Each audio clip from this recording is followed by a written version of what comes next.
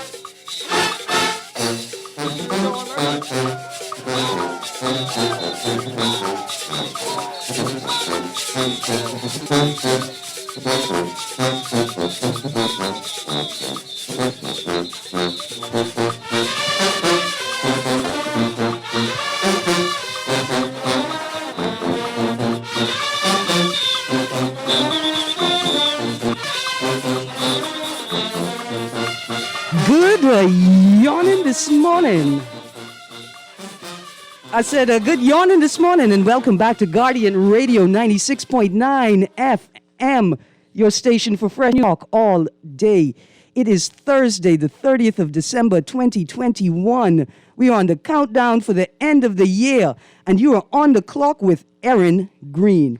On the clock, we institutions, social and cultural leaders, and ordinary people to better understand the impact of public policy, private sector development, and emerging social and consumer trends. A good yawning this morning. Continue our list of the top stories of 2021, both locally and globally. I'm going to run through my list of issues, and you could call and text and tell me whether you agree or disagree on events, stories, or issues to the list of the top stories of 2021. To join this conversation this morning, you could text us on the Guardian Radio text line. That's 422-GR96, 224796. That's powered by BTC. Standard text rates apply. Or you could call us at 323-6232. That's 323-623, 325-4316, or 325-4259. Well, the list has gotten longer from yesterday, but before we get, there's a couple of things we're going to talk about. On the way into work this morning, I was listening to Morning Blend, and I heard somebody call in and ask about 919 operators or the system and how it works. I had a whole bunch of questions myself because yesterday, after almost knocking a man down, called 919, with the most important question: is this really an emergency? And I thought to myself, well, I don't know, maybe it is, maybe it isn't. But are there any non-emergency numbers that are available to the general when they encounter issues that require police involvement? That's what I thought. I thought, how difficult is it to find a number, the working number for the nearest police station, or for somebody to answer it, to go and attend to the situation you call in for? I think people call 919 because they figure 919 can communicate far better, or that's such a cheap as I just go back to school, can communicate more effectively and efficiently with the mobile patrol units that are supposed to be constantly moving through the island to go and attend these sorts of things. So yesterday, when that beautiful, handsome gentleman on his little scooter cut left in front of my vehicle as we were taking off, cut left around the vehicle, from the right-hand side, that is, and we almost killed him. But we blew his horn to let him know, hey, the car's moving, and you know that because the light's green, although it had only been green for 30 seconds. That boy stopped his scooter to cuss at us and threaten us in the car for not killing him. And I thought to myself, I said, now, to make a checklist, right? And on that to check off all these things. One, did he want to die doing that? And was he mad that we didn't knock him off? Is there some insurance scam going on that I don't know about? At a Christmas if I get knocked down off my scooter? So on my check note, I was like, okay, are we killing people now on the road or not?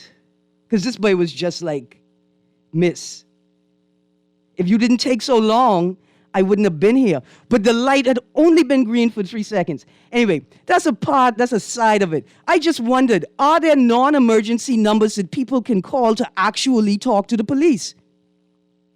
And why is it that 911 operators spend so much time trying to tell you what is and isn't worthy of their time versus just taking the information down, making you feel like they're going to do something like the entire history of Bahamian governments have perfected? Why you want to pick a fight with the people who feel they need your assistance? Why you want to make people feel like these are situations they should handle themselves? You think you can call 911? Probably a situation you should handle yourself. Is that the environment that you're all trying to perpetuate, sustain? Because if you didn't notice it, that's a part of the reason why more and more people are taking things into their own hands. They are tired of attempting to engage the police forces. They're just tired of doing the same thing and getting the same result, which is nothing. So to the 911 operators, people are calling you on their waste day. The thing that they least expected to happen today is happening, and that's why they're calling you. Not for you to berate them and to suggest to them perhaps it's not that big of an emergency.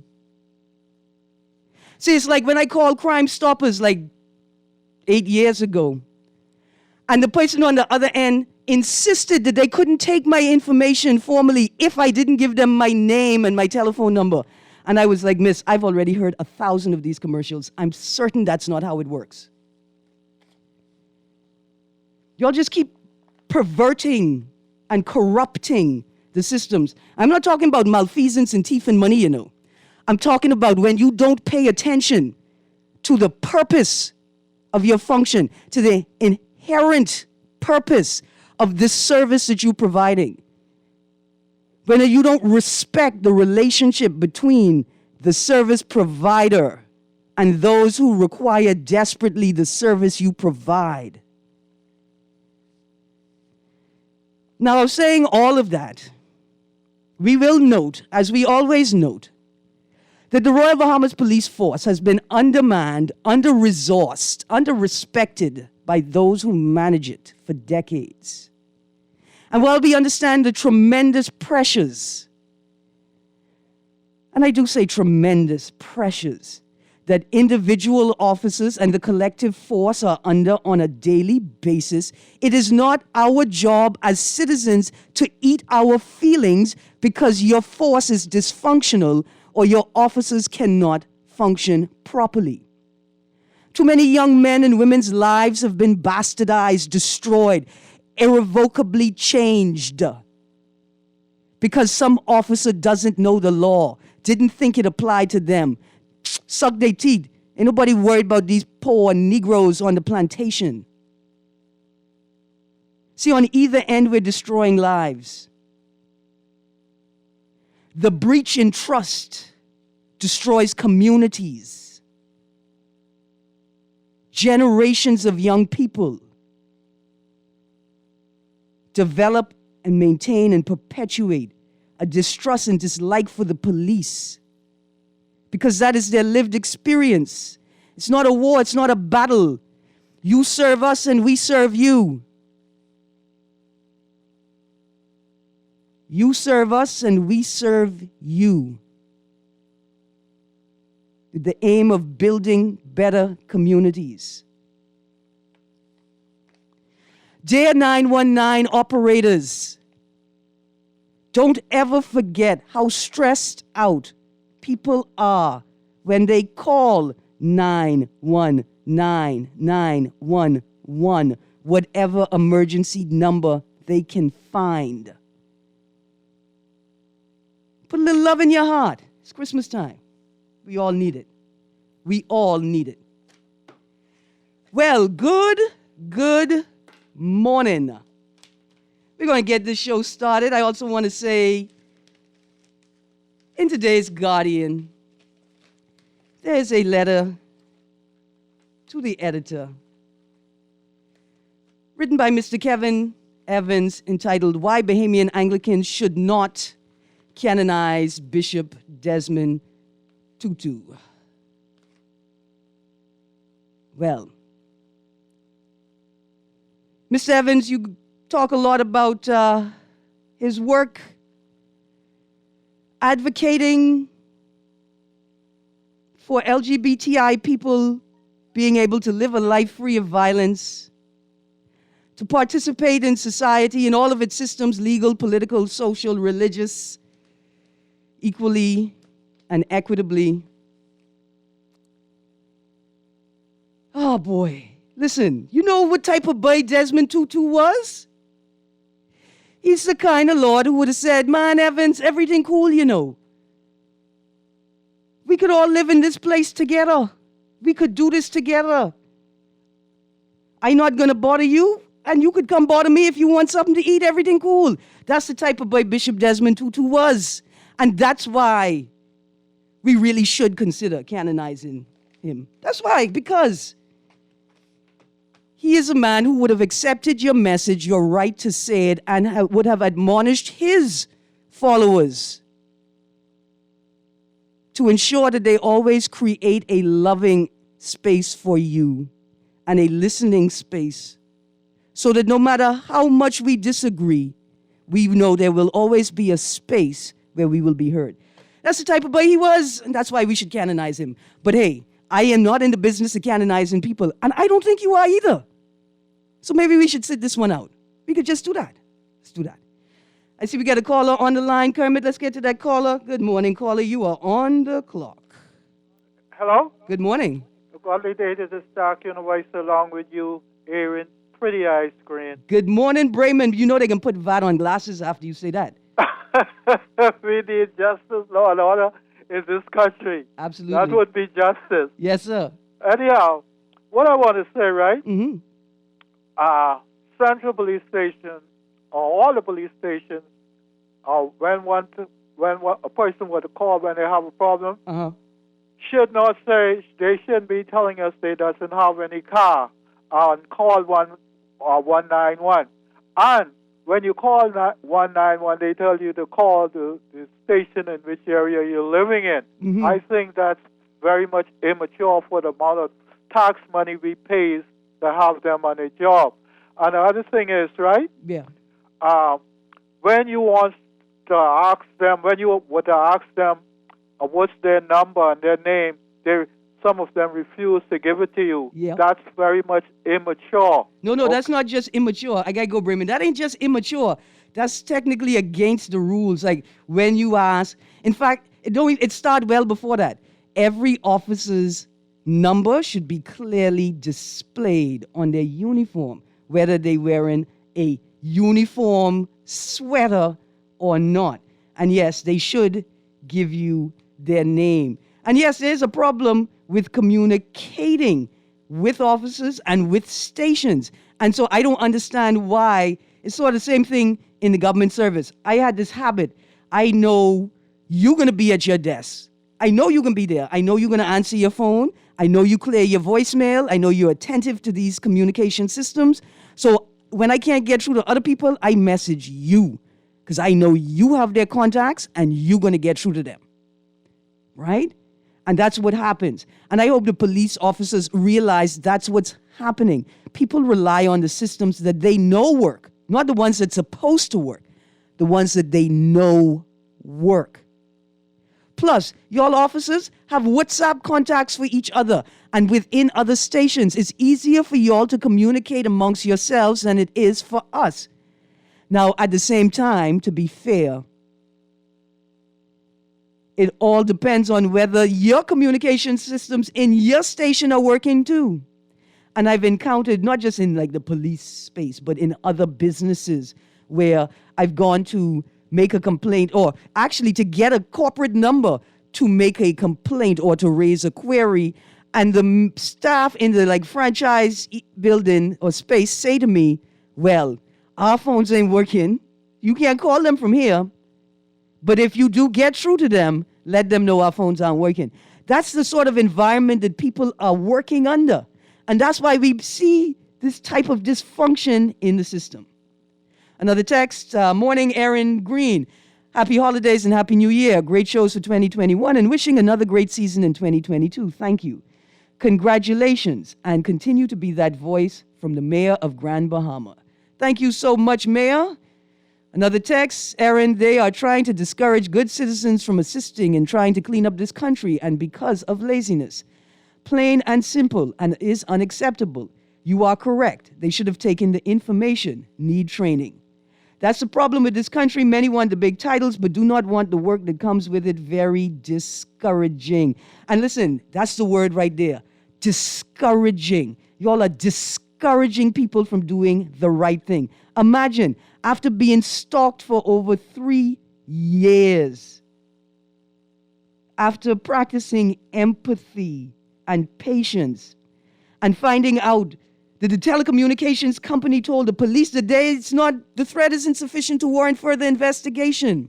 You should be happy that I am encouraged still to participate in society and do the right thing. But you're all just discouraging people out of being responsible, contributing citizens. So, let's get to this list. Top stories of 2021. I'm going to start with the local and then go to the global. I can try just read through the list quickly, and then I'm going to get into the details. So, I think on the top of my list is the snap election. A, in a pandemic. B, in hurricane season. C, at the start of the school year. And D, leaving all of these unanswered questions, reports, and investigations. I think that may be the top story in the Bahamas for 2021.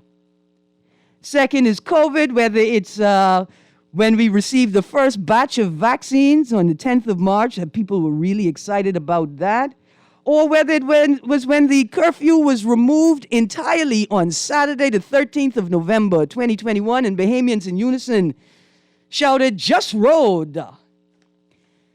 Number 3, was it the devastating and tragic death of baby Bella? 4, is it a year's, I don't even know how to say it properly, but number 4 on my list is gender-based violence and violence against women. And for a second, I thought, okay, Erin, this is a stretch, and people are going to say, not on this list.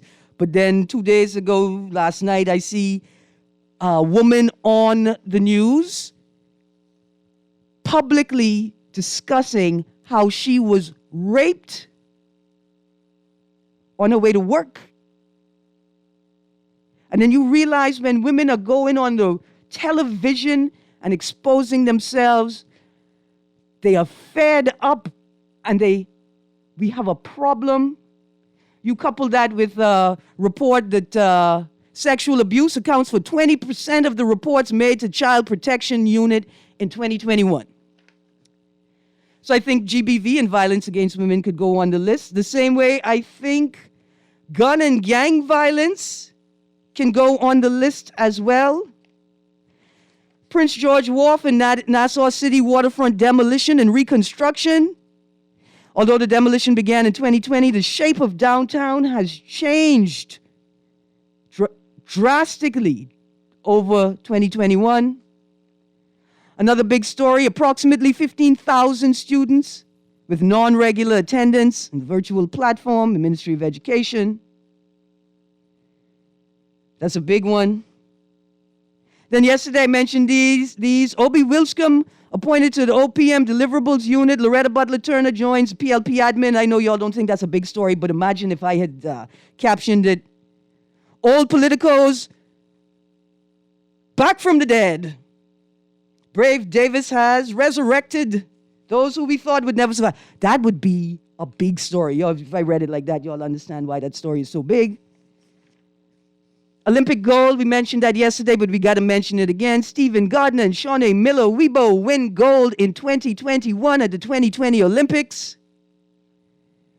Another big story, RCCL given option for 250-year lease on Paradise Island.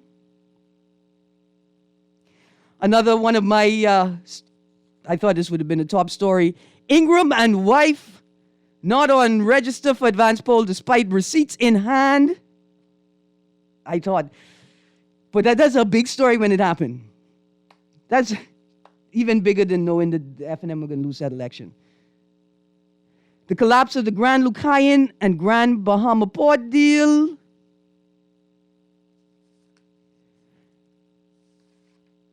Money found on site of the former Treasury. Leslie Bodie finds bills at site, takes damaged bills to central bank, gets arrested for stealing by reason of finding something. Oh, wait, I'm going to add this part.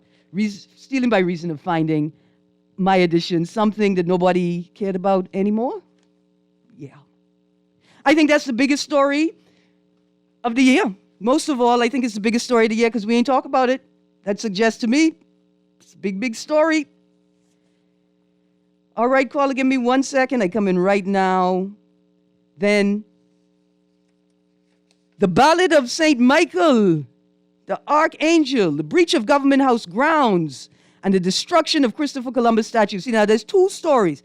Another breach of Government House grounds, leading to the destruction of the Christopher Columbus statue.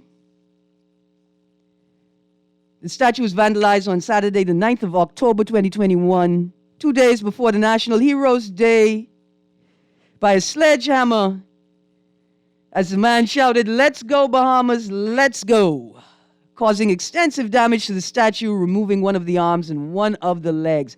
Well, I just want to say maybe, when they talk about bootstraps and just pull them up, maybe we got a fair playing field now. Columbus. Because it's like we've been working for you with one hand, one leg tied up.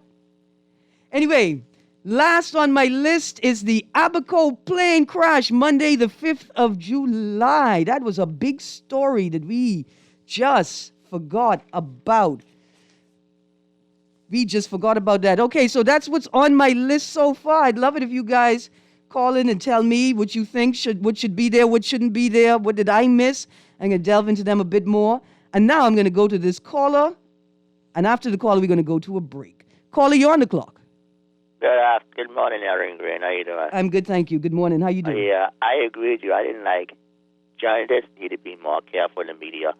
That young lady interview, a sad interview, a pitiful interview, a dangerous interview. You know what I mean?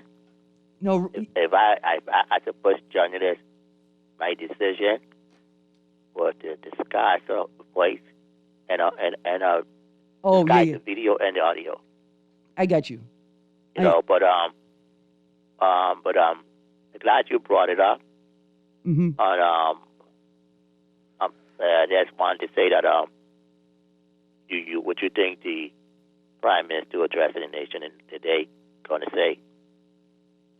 He's going to say, look here, I think hopefully... And what you like him to say? Well, what I would like him to say is to explain to people which businesses, right, give a sense of which types of businesses should be open, which shouldn't be open, and why. I agree with you. Justify it to the people, right? Justify it. Talk to the people and tell them what's expected of them, right? During this period, we're not locking you down, but that don't mean it's a free-for-all. Don't mean it's wet and wild. What do they call it? Wet and mad and wild on New Year's Eve. I'm going to use the word old people use with Dr. Minute. You think Dr. Minute have the right to bite his tongue or something like that, what old people say? Listen, I mean... You think he have the right to overly vote? Yes, he does have the right. Yeah, he have the right. He has the right. But I mean based on... his performance as Prime Minister. His performance in this premise, you think it didn't work? Yeah, no, I think... Close me down, with the and the corona, with no testing on the road, didn't work. Come on, Erin. Oh, you're talking about his critique. I'm talking about his performance as Prime Minister. When he handled the corona, he closed down the country, closed down me, tell me, get my food early, or get the people food early, but he closed down the people corona inside the home. No testing. Yeah. I think, listen, I think that the former administration's handling of the... I want you to understand me, Erin. Okay. I need you to understand me. Dr. Minnitt's policy was spreading more corona I got than you. ever before. I feel you. You did not, okay. I don't think, though... When to tell you, you're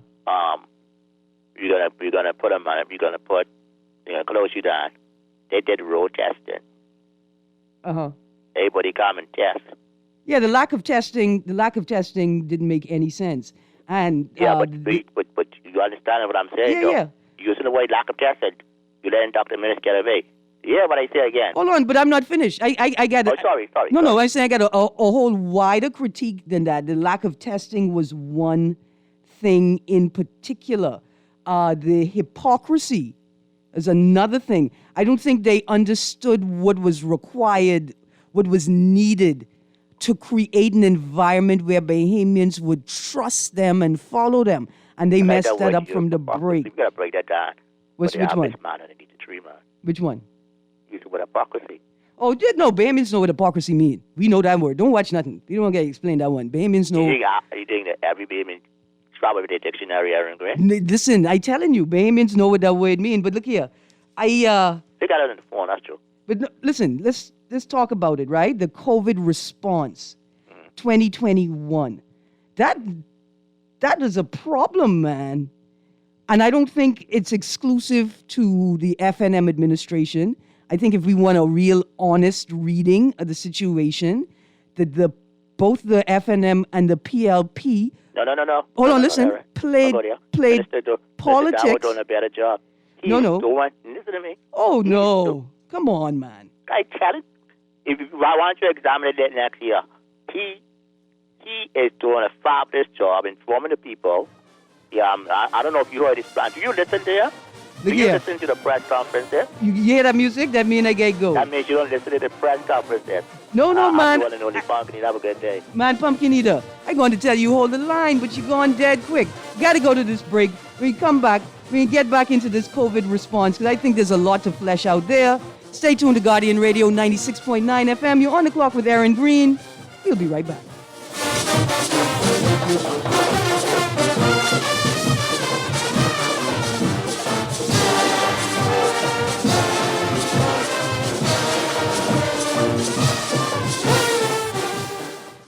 Like what you're hearing on the show? Want to support the conversation? Sponsor On the Clock today. Call Janet Lees at 302-2304. That's 302-2304. Be the solution. Sponsor On the Clock with Erin Greene, where she dissects, we discuss, and you decide. Do you know you can get your business cards designed and printed for as low as 18 cents a card? If it's a poster you want, you can pay as little as $6 a square foot. If your print needs are short or long run, digital printing, wide format, or print consultation, call the best. Call Print Masters.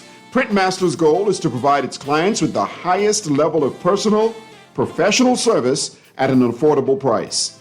Our state-of-the-art technology also makes working together efficient and easy.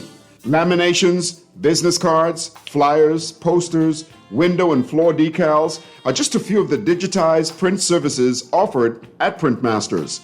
Call 302-2361, 302-2361, or visit us at the Nassau Guardian Building in Oaksfield. Print with the best. Print with Print Masters.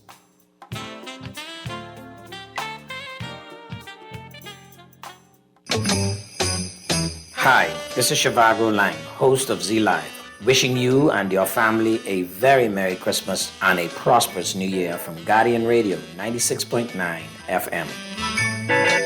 This is Guardian Radio 96.9 FM. Fresh news, smart talk, all day. Saxon and the Valley, music makers one family. Saxon and the Valley, music makers one family. Saxon and the Valley, music makers one family. Saxon and the Valley, music makers one family. They're coming! Oh, when I came down out of my town, on the Bay Street with the Junkanoo clan. Saxon at the rhythm, licking them goatskin drum. The Valley boys on the brass, hitting the rubber bum bum. I'm a bohemian, I'm proud to be one. Saxon and the Valley, music makers one family. Good morning and welcome back to Guardian Radio 96.9 FM. Your station for fresh news, smart talk all day. You're on the clock with Erin Greene. And look here, I don't just love Junkanoo music. I love music about Junkanoo. That's a sweet, sweet song. Thank you, producer. Ah, boy, listen, I know some of these stories don't seem that deep or important on the surface, but when you delve into them, they are big stories, things that we need to pay attention to. You see this money found on the site of the former Treasury, right? Like, I want to see a report, like I want to see an investigation. I want to see somebody sat and looked at all the CCTV in town and made sure that that was the only, money or could be money or damaged material that could be money that was removed from the site. I want to know if before they went in to demolish the building, whether a team went in with scanners and radar, right? And they read the walls and the floors, right? Whether they determined what was in there. I want to see a report. I want to see an investigation, man. Then I want to see them go back to the old report. I want to thank Arnold Rapp Wilson for sharing with me some of the tidbits in his archive, right? I want to see all of the information because what it speaks to is how our systems work. How do they work and who do they work to serve? Because I would hate to think that a story like this gets little to no attention, but your boy Bobo could thief a Snickers bar from the corner shop and end up spending 45 years in jail to life, These are important things. All right. So that was the Bahamian list. I got a caller on the line, then I want to go to my global list. Caller, you're on the clock. Hello. Good morning. Morning. How you doing? Blessings. Merry I'm Christmas, good. Happy New Year. Happy New Year. I think I kind of agree with you, Erin. I think Dr. Davel at this point in the game now, with all the data that's coming in, I think they kind of overreacting. And the reason why I think they're just trying to fit in with global attempts at dealing with this thing. This thing's spreading fast. Yeah, I agree with that. But when you look at the data, it ain't really killing nobody. It ain't like the first one. Mm-hmm. You understand me?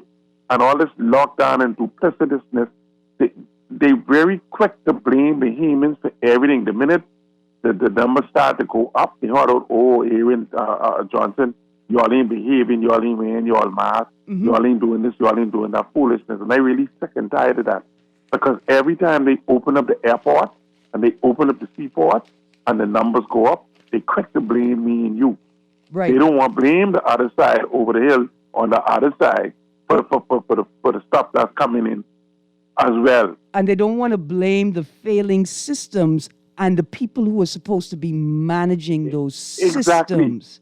Exactly, because Mr. David yesterday was on Singham, and 1 minute he's saying Omicron, and the next minute he's saying COVID, and which one of them causing all this tightening of the rules and stuff like that? Right, and which one? And people may think that, that's just trivial in this moment, but there will be a moment where a clear distinction needs to be made between whether it's Omicron or it's Delta or it's another variant, right, versus just a general strain of COVID. And we're asking the state and the people who are responsible for systems to ensure that the systems work before you blame us, or even worse, before you restrict our rights unnecessarily. Exactly. Because I ain't been nowhere from 2011 and it's 2021. But they keep blaming me and tell me stay home, stay in the house, do this, do that, do the next thing. And then the schools, I don't know how much more protection they think they can give them the children. They need to send them back to school because those children out on the road running up and down playing with one another any day, anyway. Yeah. Yeah, well, They out there, Erin. the systems need to be managed. I can't believe. Look here, I ain't missed one day of school in my life, and I know that's a degree of privilege, but it's not about that. It's about the attitude. I thought the police would come for me if I didn't go to school. Miss Greene, you know what 2 years, going into 3 years out of school can do for this country in terms of illiteracy? Listen, do you know what 2 to 3 years of a lack of consistent acknowledgement and engagement in national and cultural practices and traditions will do for generations of Bahamians that are already susceptible to cultural imperialism and the draw of the larger cultures around us? Exactly. We suffering now from years before this COVID thing with illiteracy and the stupidness, and they just led into towards put them children in school. Listen. And like I said, if the teacher's scared, put one screen around her and let her get vaccinated. Parents who scared do the same thing. No, here's what it is. Put the resources in place to In protect. the hospital. And everywhere to protect the people. That's what the money is for. Spend it where it needs to be spent. But look here, I got another caller, and I got to get to this global list. Thank you very, very much, eh?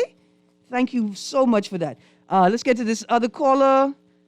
Caller, you're on the clock. Look, you know it had to be me. Well, good morning, Sparky. How you doing? Put a smile on your face. Well, I just hope you have a beautiful day. I wish your family well.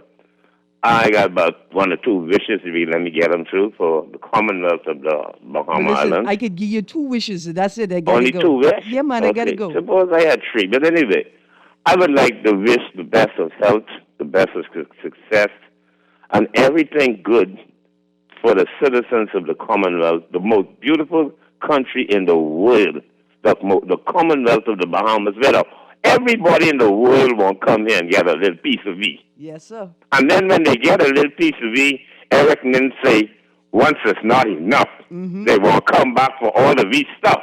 Yes, sir. Then they won't stay. Oh, yeah.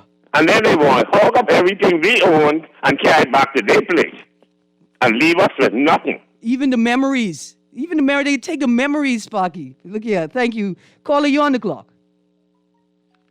Good morning, caller. You there? I want to wish you and your family a very happy New Year. Thank you. Prosperous New Year. Thank you. Just to touch on your topic, Mhm. I just passed through downtown, right? And it's amazing how we couldn't have Junkanoo and all this stuff, but they setting up some kind of concert or whatever. And not only that, right after the election, they had weeks and weeks of I forget what they call them now, award shows and all kind of stuff. You know what I mean? But one thing I would like the government, when the New Year, to start thinking, we was just talking about colonialism just now. That's even though how downtown still is operate, the courts downtown, all the taxis feel they have to be downtown. Everything congested into downtown. And that's a form of, because all those judges and politicians, they don't have to be downtown. That's like a prestigious way of demonstrating your colonialism. You understand? Because that's the way they always was taught that, it was popular to be downtown. Like if you've arrived once you start working downtown. They don't have to be there. I want them to really consider that in the New Year. Absolutely. Have a good day. Thank you. And we could leave Victoria's statue and Christopher right there, once, because it's like they looking over us doing their work and keeping their things in order. We could just move the work somewhere else. Okay, listen, I just realized I had about 7 more things on this list, the local. The VAT adjustment, 10% across the board, that's a big story. The too big to fail concept. A number of businesses in the Bahamas have attempted to show us in the government that they're too big to fail. And they need the sort of assistance that large multinational corporations across the globe get to survive. That's another story. Another big story was the seabed access legislation. I know a lot of us think about it as the Bahamian women's foreign husbands can't work in the fishing industry legislation. But I think about it like the seabed access legislation, and that's why it's an even bigger story. Also, the Justice Winder citizenship ruling that is currently, I think, going to appeal. That is also a big, big story. And how could we have forgotten the Potter's Key fire? That was also a massive story. And like I say, a story like that looks just like fires burst out everywhere, man, Erin. That ain't no big thing. But the Potter's Key fire tied to the redevelopment of Potter's Key and to the idea that that is an international port. At least I think it still operates a couple of boats there as an international port. That's a big, big story that we have to pay attention to moving into 2021. I got a text here that says, Minister did what he could do regarding the early handling of this virus. As we can see, the virus is still unpredictable and many solutions are being used to control the spread. We are still under 50% vaccinated. So the unvaccinated is giving the virus life. No, man, I thought you was going to say like Luther Vandross giving the virus life, right? Like you leave it home, turn on the radio and leave it unattended and it, perk up for the day. Yeah, that's what I thought you were saying. The truth is, the text says, the truth is at this point that the vaccine needs to be mandated, especially for the school children. Ah, boy. This is just this human rights thing that we have to find. We have to balance everybody. It's a balance of needs and obligations, and we have to find the right balance. It's a very dangerous thing to just say, at this point, we just need to mandate the vaccine for everybody, especially children who can't make these decisions on their own. These are very serious considerations that we shouldn't take lightly. Another text, good morning, Erin, great show, blessings for the new year. Those 919 operators are working in the wrong place. They need training and retraining. They need to show compassion and think about saving a life. You can add to your list that you talk about all the time, lawbreakers on the road. Thank you. Another text says, good morning. I have a prediction for you.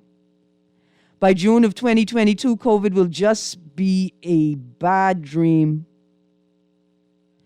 The hype about Omicron seems overrated based on symptoms that are presenting.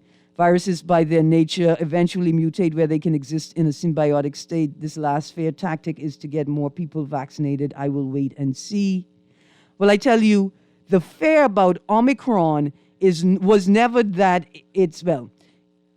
after initial assessments, was not the virulence, right, or the severity of the virus. It was the contagiousness, how easily it spread.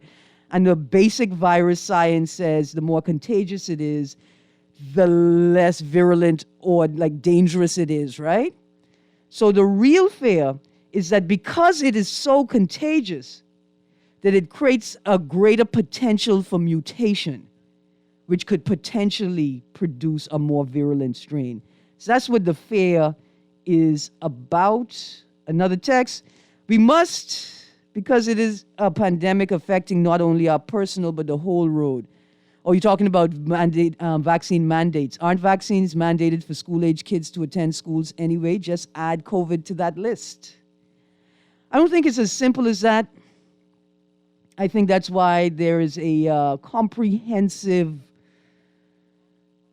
policy for the approval of drugs. Yeah. Comprehensive.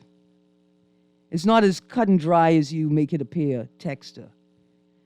And all I'm suggesting is that when we make suggestions about what people should do with their bodies and their lives, we practice a bit more empathy and we try to understand why people make the decisions they make. And we work towards creating balance between all of us. For me, that's been the most devastating part of the whole COVID discussion is our disregard for each other. That's it. That's our biggest failure, our disregard for each other. Now, to the top world stories of 2021. Number one on my list is the assassination of Haitian President Jovenel Moïse. The president of Haiti was assassinated on July 7th, 2021 at 1 a.m. A group of 28 foreign mercenaries are alleged to be responsible for the killing. The First Lady was also shot multiple times in the attack, and thank God she survived and was airlifted to the United States for emergency treatment. Number two on my list, vaccine mandates. Just a couple of examples of mandates throughout the world over the last year. Canada mandates vaccines for all domestic, air, train, and ship passengers 12 years and older and federal employees. Which means if you don't have your own car or access to your own car, you gotta get vaccinated. Russia mandated all workers with quote-unquote public-facing roles be vaccinated in 2021. Indonesia is requiring those eligible for the COVID-19 vaccine to take the shots as the country seeks ways to quicken its inoculation program. The government can punish those who refuse vaccine by stopping or delaying social assistance programs and administrative services, as well as impose fines, according to a revised presidential rule. Indonesia has mandated vaccines for all citizens that are eligible to take it. Another big story in 2021. U.S. withdraws from Afghanistan. Taliban takes control of government. That's a big story. Another big story coming out of the U.S. Tornadoes rip across 6 states. At least 70 dead. December 10th, 2021. At least 70 people were killed and countless homes destroyed when tornadoes, one of which apparently traveled on the ground for a record 227 miles, swept across 6 states Friday and early Saturday on that weekend, December the 10th, 11th. The twisters leveled 2 Kentucky towns, destroying a candle factory, tearing the roof off an Amazon warehouse, and obliterating a nursing home in Arkansas. Another big story on the list, China's central bank has announced that all transactions of cryptocurrencies are illegal, effectively banning digital tokens such as Bitcoin. And this happened earlier in the year in China. Virtual currency-related business activities are illegal financial activities, the People's Bank of China said, warning it seriously endangers the safety of people's assets. Authorities also cited environmental concerns behind the ban. Another big story in the globe that hits closer to home than most, the migrant crisis continues across the globe, exacerbated by the COVID-19 pandemic. Thousands and thousands of Haitian and other migrants made their way to the U.S. southern border through South and Central America. And we saw that unfortunate, sad image of what looked to be a cowboy on a horse. I don't know exactly. It looked like, I don't want to even use the word, it looked like he's trying to capture a migrant. It was a devastating picture to see. And the migrant crisis continues across the globe with regular movement of migrants across the Mediterranean seeking safety. It's one of the biggest stories of 2021, people. Another big story, Ethiopia's civil war, which began in November 2020, has escalated and taken multiple turns throughout 2021. As government forces battle rebels from the country's former dominant party, the Tigray People's Liberation Front. What was initially presented by Ethiopian Prime Minister Ahmed as a swift police action has turned into a protracted conflict involving the presence of troops from Ethiopia's former enemy, Eritrea, and allegations and compelling evidence of war crimes committed by all parties. A former New Zealand Prime Minister and the Fletcher School's dean argued that there is clear evidence of mass rape in Tigray and demand that the international community label it a war crime. It's a very big and sad story that we have not heard much about on this side of the world. Another story closer to home, Barbados becomes a republic, names Rihanna a national hero. Another story, after years of a deadly counter-narcotics campaign that has riven the Philippines, The International Criminal Court is a step closer to opening what international law experts say would be its first case bringing crimes against humanity charges in the context of a drug war. Now, I don't know if you all remember that story. The Philippines President Duterte, pardon me, frog in my throat, launched a massive crackdown on drug use, drug dealers, drug addicts, some say encouraging vigilante justice and others to turn in anyone they know using, possessing, selling drugs to the authorities, and some say even encouraging vigilante justice and assassinations and executions of these people. So I think this is a very important story, particularly with the Bahamas' history of running things, drugs, people, money, you name it, we'll run it, alcohol. Another big story as we ending the show. Supply chains falter. It's a big story, and we will be impacted by this issue well into 2022 and 23. I don't think we understand how serious it is. I hope that the Chamber of Commerce and Employers Federation is creating a special unit that people can engage to discuss strategies for this issue. Two more items on my list. The storming of the U.S. Capitol building on January 6, 2021, a mob of supporters of President Donald Trump attacked the United States Capitol in Washington, D.C. They sought to overturn his defeat in the 2020 presidential election by disrupting the joint session of Congress assembled to count electoral votes that would formalize then President-elect Joe Biden's victory. The complex was locked down. Lawmakers and staff were evacuated while rioters assaulted law enforcement officers. Two last stories, and really only because we've run out of time. In October, the International Consortium of Investigative Journalists released the Pandora Papers, which contain more than 12 million documents showing how the wealthy and powerful use offshore accounts to evade taxes and hide money. I think that was a massive, massive story. And then the story that I mentioned yesterday, William Shatner goes to space. I think this is a big story. I think that even for little old Bahamas, it's something we need to pay attention to. Unfortunately, we're all out of time. 2021, you've had your way with us. Tomorrow, I'm going to have two young musical artists in to talk about what I think is the song of 2021. I think you guys are going to love it. My last text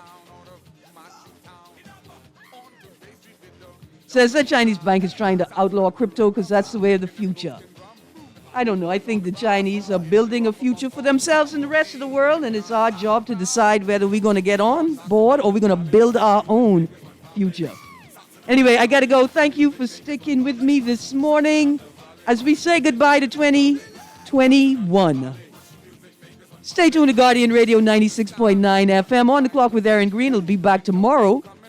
But it's 11 a.m. That means Levon Miller and Unleashed is up next. Have a great day, Bahamas. Saxon and the Valley, music makers, one family. Saxon and the Valley, music makers, one family.